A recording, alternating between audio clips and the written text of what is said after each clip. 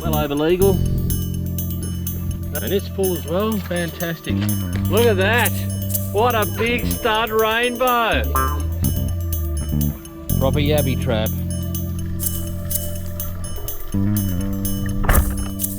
Decent.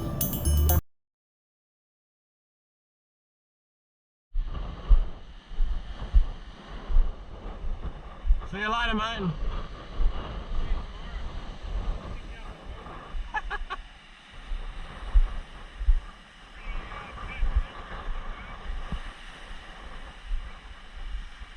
Here I am about to head out around the headland, chasing some super flighty Jew. These Jew have seen a lot of divers.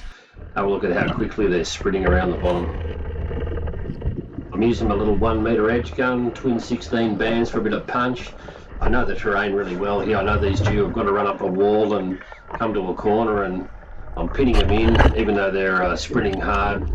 Pick out the biggest one I can see in the school, and luckily put a pretty decent shot into it. You can hear the constant croaking from this Jewfish. Once you shoot them, they tend to croak a lot like this. If you get a slower sort of croaking, that means you're near a school and you have a chance to hopefully shoot one.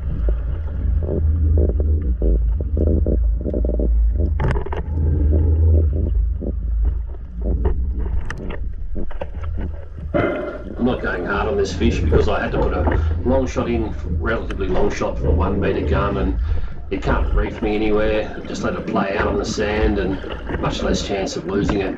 Just to make sure though, I still got my mate to put a second shot in. You have a responsibility to do whatever you can to land the fish, so don't be hesitant in getting a second shot in. You never want to lose a fish that's going to go off and die.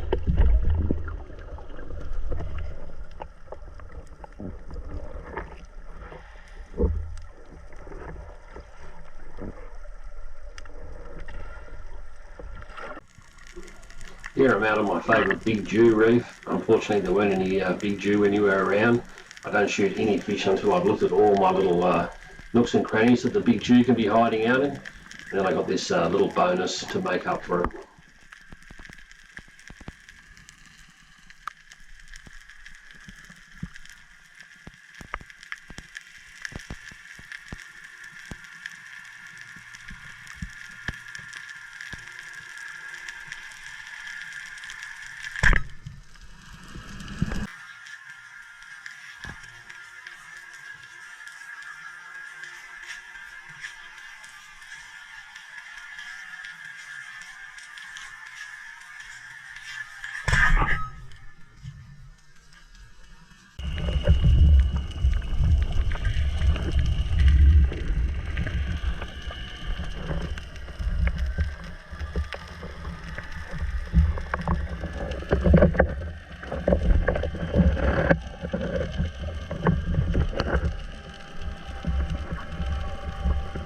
These Maori cod are very tasty, and it's always nice to pick up a little bonus reef fish. Mangrove jack, Moses perch, pearl perch, or in this case this lovely little Maori cod.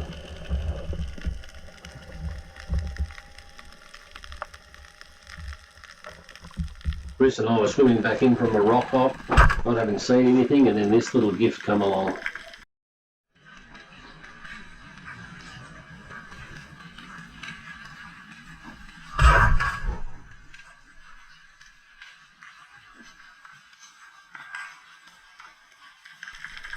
Only 9 kilos, but very tasty and no risk of the ciguatera.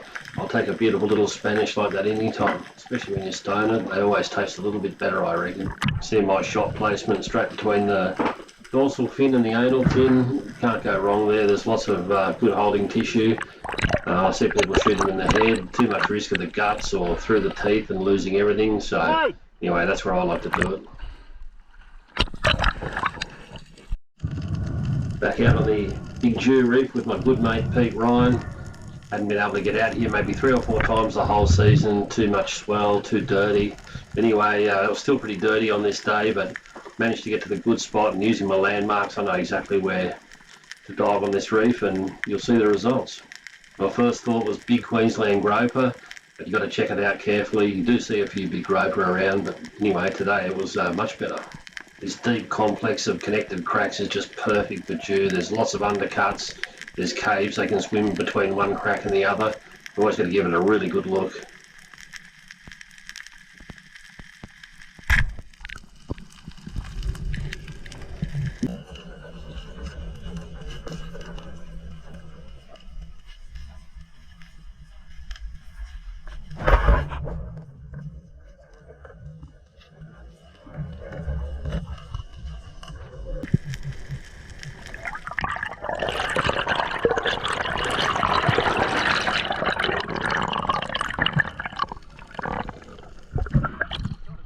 Shot a big Jew.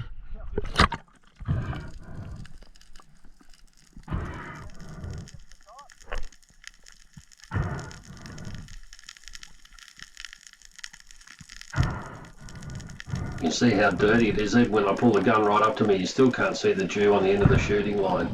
So, not the best visibility.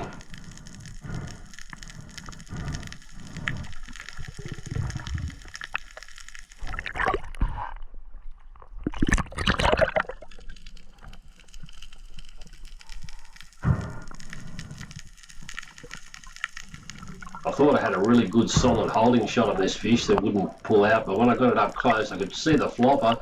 Thought, oh, that can't be good at all. So anyway, I give Pete a yell to come over and put a second one in for me.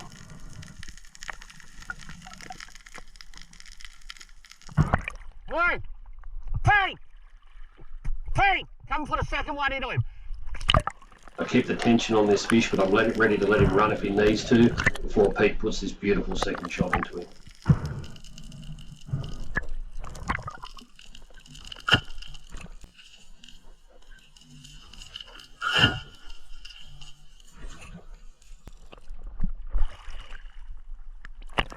He won't be far now.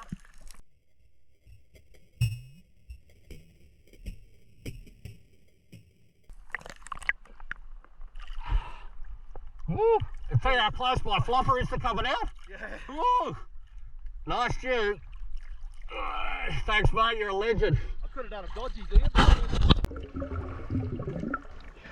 This jewfish ended up being 25 kilos, was 144 centimetres long, and we had to take it back into the beach to get some clear enough water to do a little bit of underwater filming, which Pete kindly did for me.